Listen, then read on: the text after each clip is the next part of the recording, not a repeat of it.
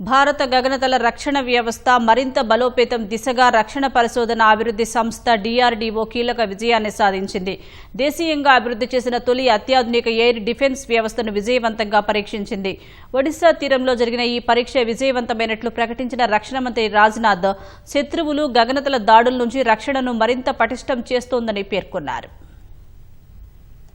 తొలి అత్యాధునిక air defence వ్యవస్థను భారత్ విజయవంతంగా పరీక్షించింది. DRDO అభివృద్ధి చేసిన సమీకృత గగనతల రక్షణ వ్యవస్థ IADWS పరీక్ష విజయవంతమైనట్లు రక్షణ మంత్రి రాజ్నాథ్ సింగ్ ఎక్స్ వేదికగా ప్రకటించారు. శనివారం అర్ధరాత్రి ఒడిశా తీరంలోని చాందీపూర్లో ఇంటిగ్రేటెడ్ టెస్ట్ రేంజ్ సెంటర్లో ఈ పరీక్ష జరిపినట్లు వెల్లడించారు. ఈ పరీక్షను విజయవంతం చేసిన DRDO సాయుధ దళాలను రక్షణ మంత్రి అభినందించారు. బహుళ అంచుల ఎయిర్ డిఫెన్స్ వ్యవస్థ IADWS భారత గగనతల రక్షణ వ్యవస్థను మరింత బలోపేతం చేస్తుందని రాజ్నాథ్ సింగ్ పేర్కొన్నారు. శత్రువులు ప్రయోగించే గగనతల ఆయుధాల నుంచి ఆయా ప్రాంతాల రక్షణను ఇది మరింత పటిష్టం చేస్తుందన్నారు. ఆగస్టు 15వ తేదీన సుదర్శన చక్ర రక్షణ వ్యవస్థను అభివృద్ధి చేస్తామని ప్రధాని నరేంద్ర మోదీ ఎర్రకోటపై ప్రకటించిన కొన్ని రోజుల్లోనే ఈ ఎయిర్ డిఫెన్స్ వ్యవస్థను భారత్ పరీక్షించడం ప్రాధాన్యం సంతరించుకుంది.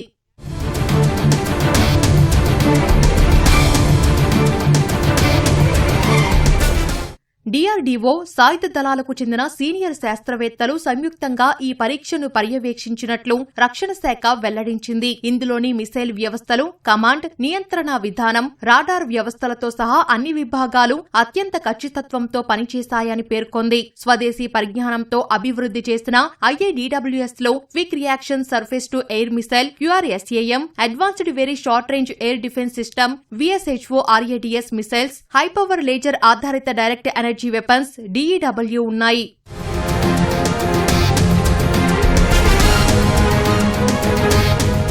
ఈ ఎయిర్ డిఫెన్స్ వ్యవస్థలోని కమాండ్ కంట్రోల్ వ్యవస్థను DRDO అభివృద్ధి చేసింది. Advanced very short range air defence system ను రీసెర్చ్ సెంటర్ ఇమారత్ రూపొందించగా DEW ను centre for high energy systems and sciences అభివృద్ధి చేసింది. ఈ పరీక్షలో 2 హై స్పీడ్ ఫిక్స్డ్ వింగ్ మానవరహిత వైమానిక వాహనాలు, మల్టీకాప్టర్ డ్రోన్ తో సహా 3 వేర్వేరు లక్ష్యాలను ఒకేసారి ఛేదించింది. ఈ ఆయుధ వ్యవస్థ వేర్వేరు పరిధులు, ఎత్తుల వద్ద లక్ష్యాలను పూర్తిగా ధ్వంసం చేసినట్లు రక్షణ శాఖ వెల్లడించింది.